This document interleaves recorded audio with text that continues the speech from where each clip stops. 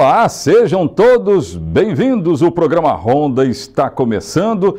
Gente, eu já falei para vocês que é sempre um prazer gigante, inenarrável estar aqui, pois eu vou repetir isso. É sempre um prazer muito grande estar aqui. Fiquem conosco. Hoje eu vou falar sobre o feriado de amanhã. Amanhã é feriado. Ô, produção, tudo bem com vocês? Amanhã é feriado. Alguém aí trabalha?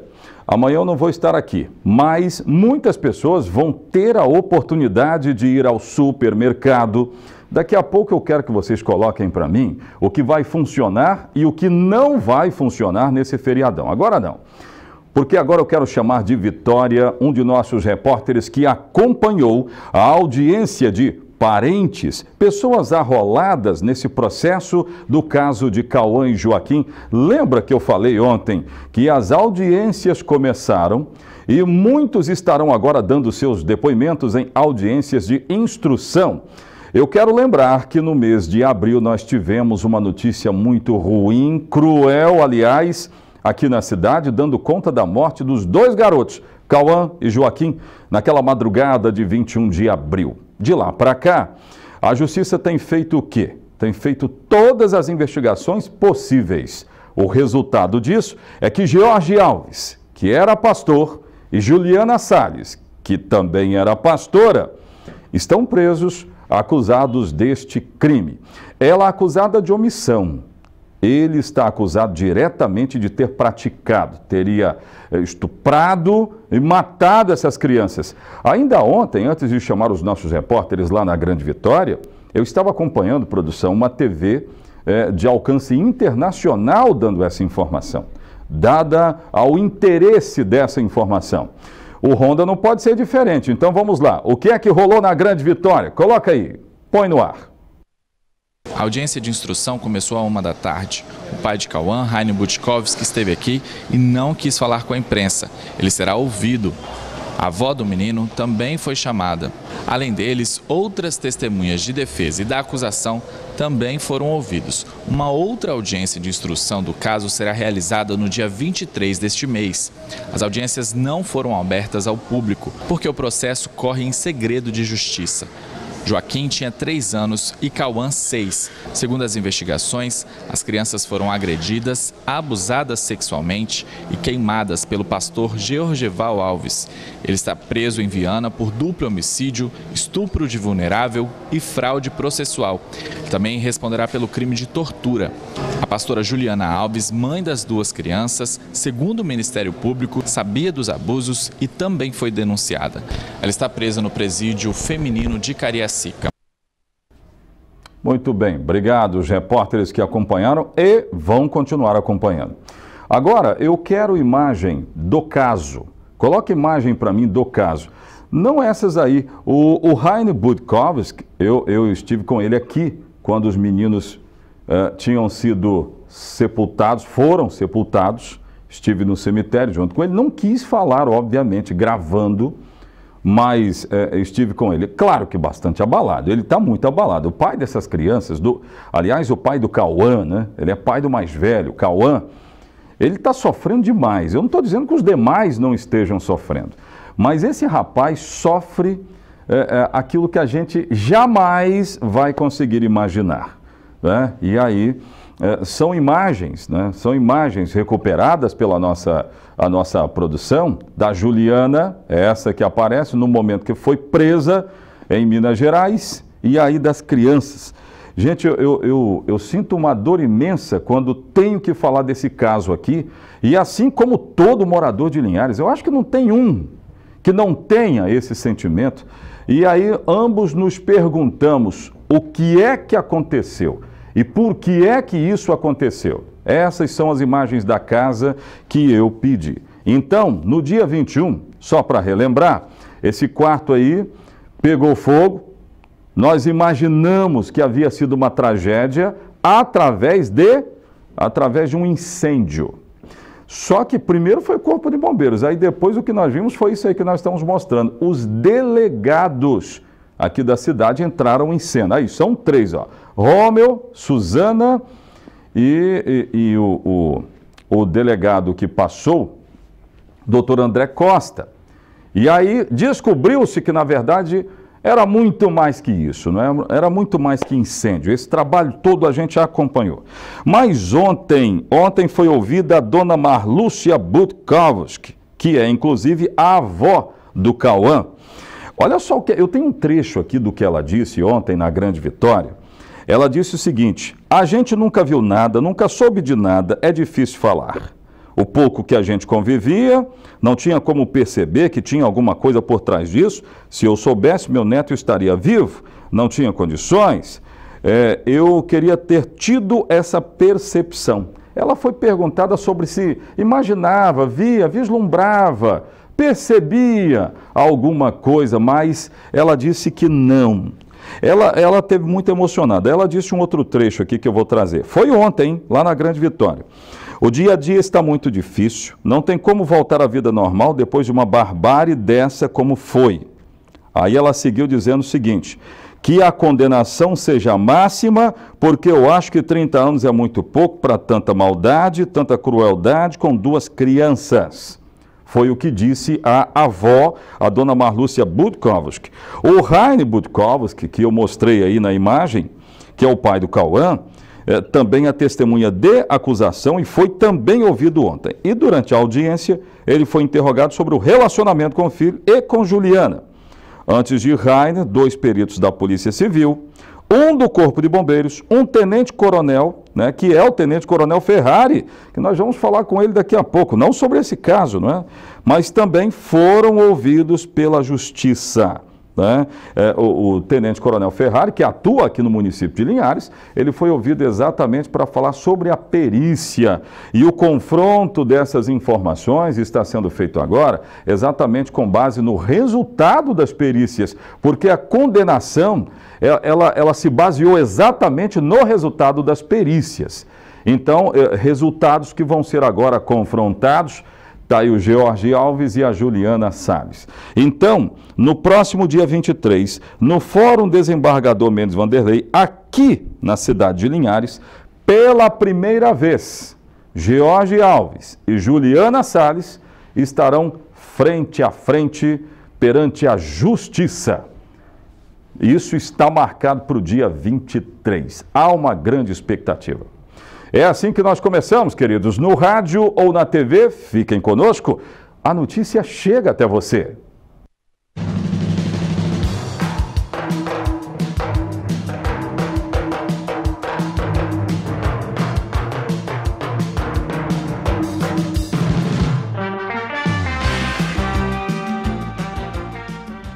Daqui a pouco eu vou mostrar o que funciona e o que não vai funcionar nesse feriado de amanhã. Certo mesmo é que eu não estarei aqui, não é isso, produção? Vamos dar um ninja, é isso aí que eu vou fazer. Gente, eu vou atualizar o caso do piloto Mike e o amigo dele Douglas, que estão ainda desaparecidos. O Corpo de Bombeiros tem feito buscas constantes na Lagoa Juparanã e em regiões de mata que ficam próximas de Juncado, Jurama. Todas essas regiões estão sendo vasculhadas, mas até agora nada. Eu conversei com o tenente-coronel Ferrari por telefone e ele me disse o seguinte: há outros pontos onde mergulhadores vão descer na Lagoa Juparanã. Há sinais de presenças estranhas, que pode ser alguma coisa que esclareça o sumiço, agora pode também não ser. Eu tenho essas informações. Põe no ar.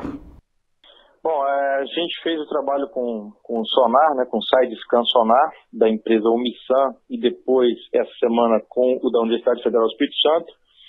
E esse sonar, ele vasculhando o fundo da lagoa, eles determinaram alguns pontos que apareceram no sonar que vale a pena ser investigados. Então, na terça-feira foi em torno de uns 16, 17 pontos. Ontem, os pontos de ontem ainda não foram processados. E os mergulhadores estão mergulhando, né, para averiguar esses pontos um por um no fundo da lagoa. Significa então que houve um avanço nas buscas, coronel? Um desses pontos chamou-se um pouquinho mais de atenção, mas pode ser alguma coisa, pode não ser nada, né? A gente tem que vasculhar todos os pontos para poder verificar se algum deles é ou não é o que a gente procura. As buscas seguem apenas na Lagoa, nessa região de Guace, ou elas se expandiram para, por exemplo, a reserva de Soretama, a biológica de Soretama?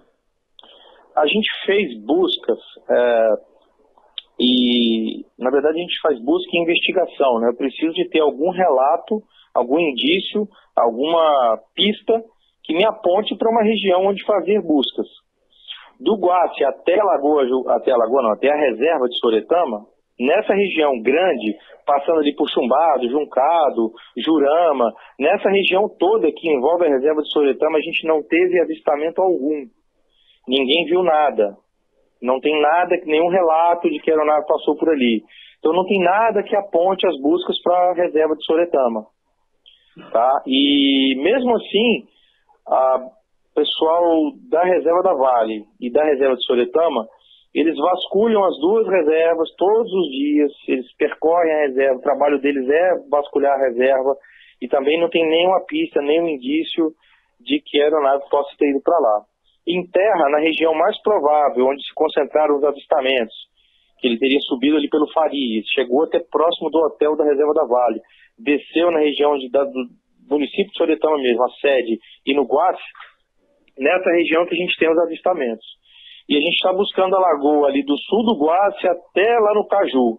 Então dá 8 quilômetros de extensão e a gente abrindo uma faixa aí até o meio da lagoa mais ou menos. Recentemente, para a gente fechar, chegaram aqui informações no Ronda que foram encaminhadas para o bombeiro, falando a respeito de uma possibilidade dessa aeronave ter sido vista em Braço do Rio. Alguma investigação nessa informação? Já fizemos várias vezes, durante essas mais de 2 semanas de busca, já fomos a Braço do Rio e, na verdade, os avistamentos que aconteceram lá foram nos dias posteriores ao sumiço da aeronave. Então, o que foi avistado foram outras aeronaves que estavam sobrevoando fazendo buscas. Muito bem. Então, gente, o negócio é o seguinte, não acha nada em lugar nenhum, mas nós vimos que 20 pontos mapeados, né, cujos sinais do sonar identificam a presença de alguns objetos, o que eu vou repetir, hein? Pode ser alguma coisa? Pode, mas pode também não ser nada. Os mergulhos vão ser feitos ainda hoje pelos mergulhadores do Corpo de Bombeiros. É um caso emblemático, ninguém encontra nada. Que isso? Olha, a história de um pai e um filho de 10 anos que foram baleados no bairro Nova Esperança. Eu tenho essas informações aí, eu tenho imagem disso. Gente, coloca no ar para mim. Estava bem escuro já, não é? Quando tudo aconteceu. Não sei se eu consigo identificar aí, mas tem gente no socorro ao pai e também à criança de 10 anos. Isso aconteceu na rua Lagoa do Testa, bairro Nova Esperança. Segundo consta, a polícia apurou que o pai estava conversando na frente da casa de uma prima, na Lagoa do Testa, quando passaram 2 pessoas, 2 homens. Ele estava conversando com o filho, né? Quando de repente atiraram. Acertou o pai e também acertou a criança de 10 anos de idade. Que isso, rapaz! E eles foram levados para onde? Foi para o HGL. De acordo com informações médicas, pai e filho estão em quadro estável, né? Depois da internação, quadro estável. Que coisa, é uma violência que não para aqui na cidade de Linhares. Pode voltar aqui para mim, daqui a pouco nós vamos dar uma passada naquilo que vai funcionar e o que não funciona amanhã no feriadão da cidade de Linhares. Eu volto já.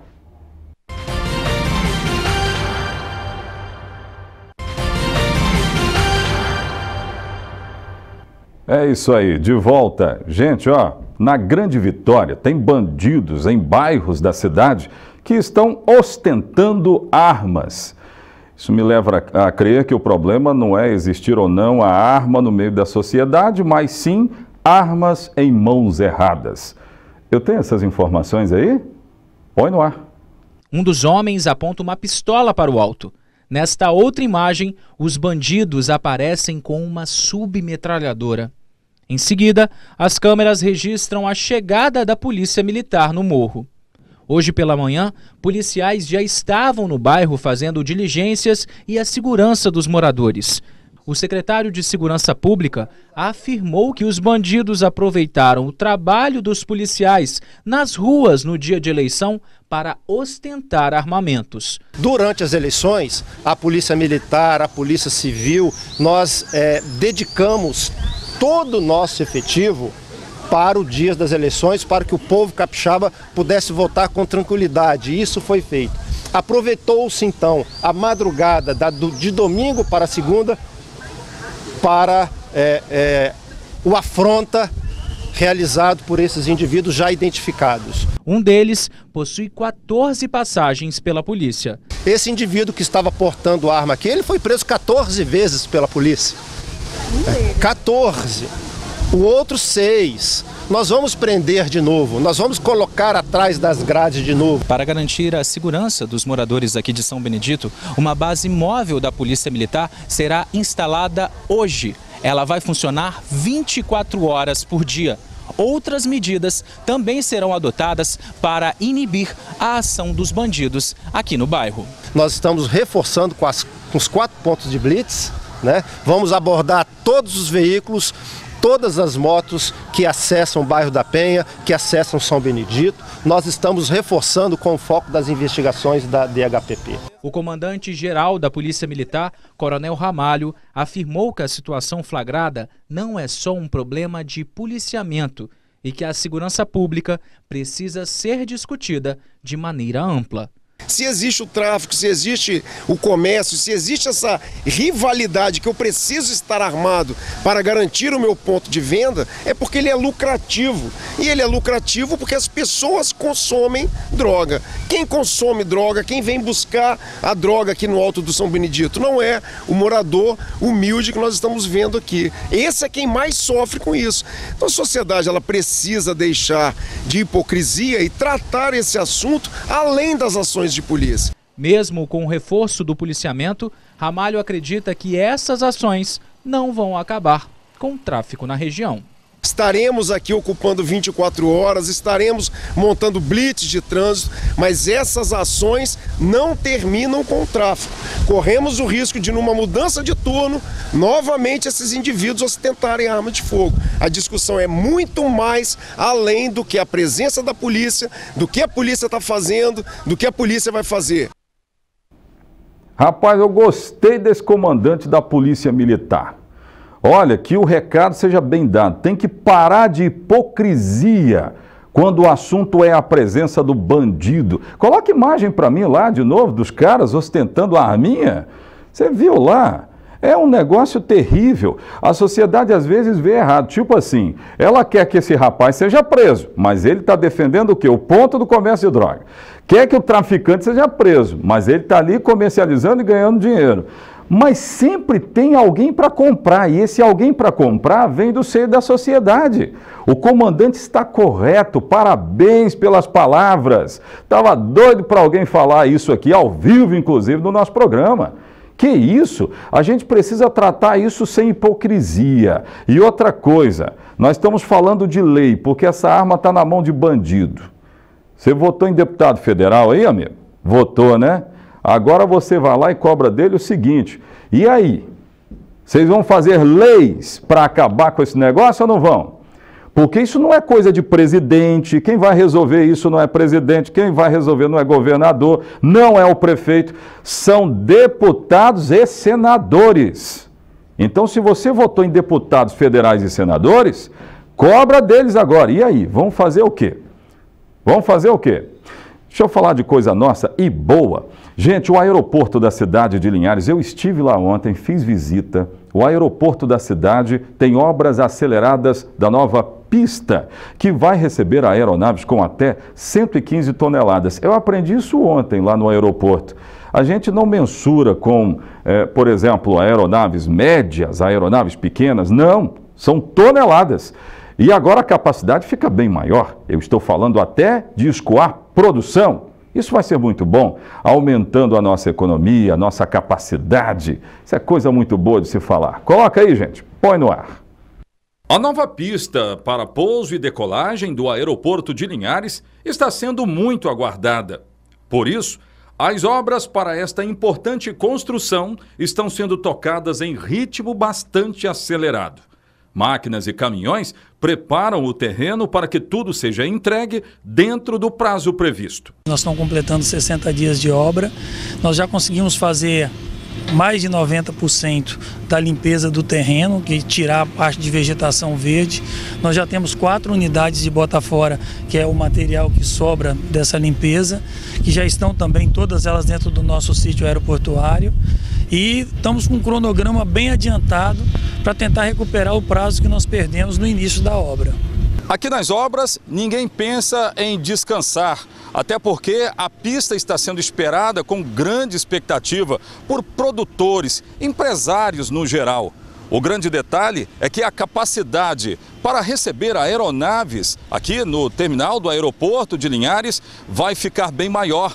Pousarão aeronaves com até 115 toneladas por aqui. Para isto, foi viabilizada uma estrutura que será capaz de atender a grandes demandas. Por isso, será uma das maiores pistas para pousos e decolagens no estado do Espírito Santo. As dimensões da pista do aeroporto de Linhares vão ter de asfalto, na parte totalmente asfaltada, ela vai ter 1.860 metros de comprimento, 30 metros de largura para pouso, mais 15 metros de acostamento nas duas laterais, onde vai estar o balizamento, perfazendo 60 metros, mas útil para a aeronave 45. Quando pronta, a pista deve mudar a rotina do aeroporto, que hoje recebe aeronaves de pequeno porte. Mudança que está prevista para a metade do ano que vem. O cronograma nosso de final está programado para o dia 7 de julho do ano seguinte. Então, é uma data que a gente tem como sendo uma data do convênio e que a gente está trabalhando para recuperar a parte de pista dessa data. Então, esse é um cronograma que a gente está em busca. Esta obra deve movimentar a economia local. Os produtores de mamão afirmam que será possível transportar o fruto com mais rapidez, gastando muito menos, para diversas partes do Brasil e do mundo. Seria realmente o céu para a logística nossa, né? Porque aí tiraríamos praticamente todo o frete rodoviário, que pesa realmente, e quem sabe conseguiríamos, às vezes via cargueiro, e aí otimizando ainda mais o frete aéreo. Então o aeroporto de Linhares é um sonho, mas que a gente espera que venha logo. E está vindo, né? Está vindo com a capacidade muito maior. Daqui a pouco de volta, vamos saber o que vai funcionar e o que não vai funcionar amanhã, feriado nacional aqui na nossa região. E, produção, eu quero falar sobre a Guarda Civil Municipal. A Guarda Civil está completando aniversário. Se não estou enganado, são 53 anos. Eu quero lembrar daqui a pouco as benesses de ter a Guarda Civil Municipal na nossa região. Eu volto já.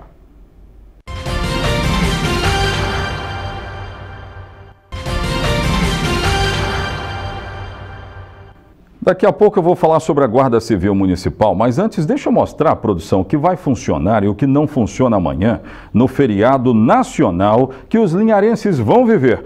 Já lembrando também que amanhã é dia do início do encontro dos motociclistas e triciclistas, o que vai acontecer aqui no quilômetro 144. É para receber bem esse feriado com um evento de ponta, não é? Mas olha aí, o que funciona? Correios e bancos não abrirão. Comércio, ele não deve abrir, só retorna no sábado mesmo, isso é normal.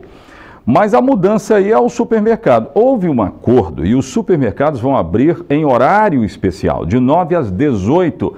Repartições públicas, só as que não admitem paralisação. Isso também é um praxe. E escolas da rede municipal só vão retornar mesmo na terça-feira. É isso mesmo? Estou vendo certo? Eu não estou entendendo nada errado, não. Os caras só vão voltar na terça? Rapaz, dia dos professores, muito bem, então tá bom. Olha, teve gente sendo presa na Grande Vitória porque estava vendendo cerveja e sem nota fiscal. Já vi outros casos desses acontecerem. E eu quero essa informação agora, aqui no Ronda. Põe no ar. A polícia chegou até o depósito através de uma denúncia anônima. Lá os policiais encontraram mais de 5.000 garrafas de cerveja sem nota fiscal, cigarros e munição.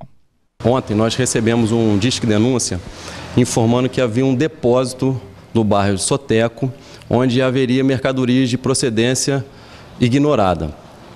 A partir desse conhecimento, fomos até o local e nos deparamos com grande quantidade de cervejas e de cigarros. E tudo, para nossa surpresa, sem nota fiscal. E ainda na revista foram encontradas 20 munições de calibre 380.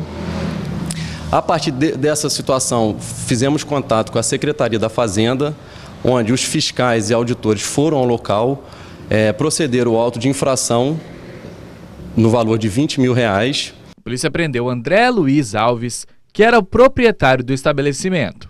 O André Luiz assumiu a posse da munição, então ele vai responder pelo crime de descaminho e pela posse de munição de uso permitido, que totaliza a pena de 8 anos.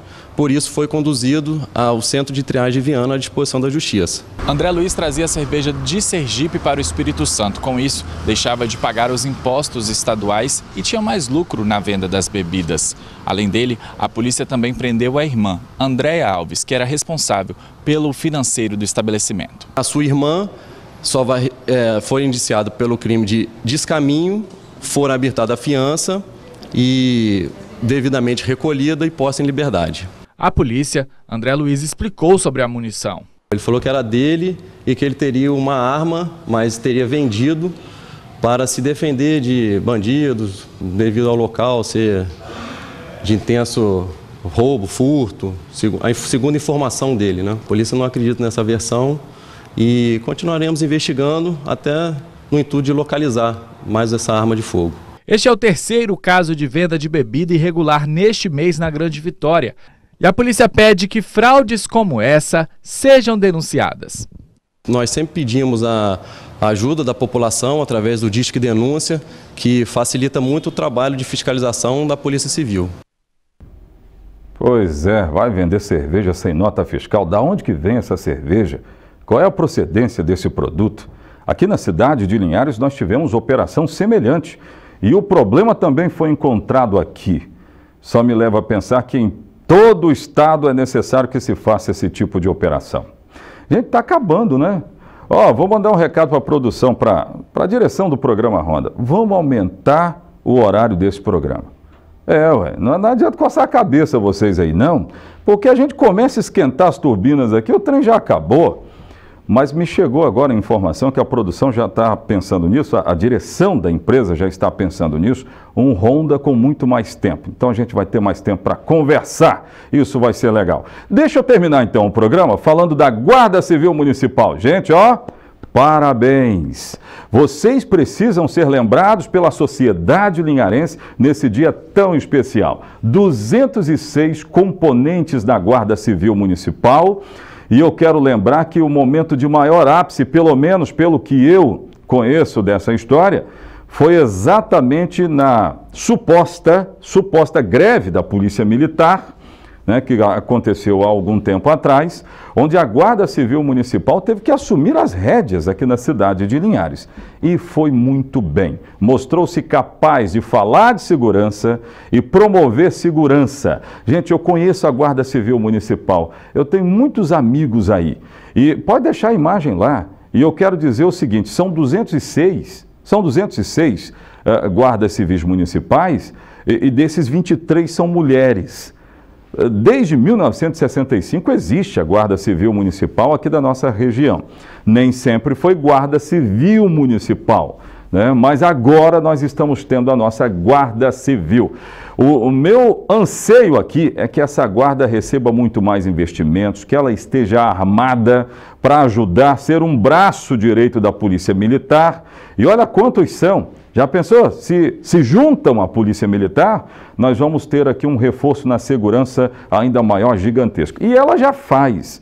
Tem várias apreensões que são feitas pela Guarda Civil Municipal. A gente recebe aqui um monte de matéria todo dia falando a respeito disso, mas é importante saber que muitas apreensões de armas, de drogas, são feitas com o esforço da Guarda Civil Municipal. Então, neste dia de aniversário da Guarda Civil, 53 anos, eu não poderia fechar o programa de forma diferente.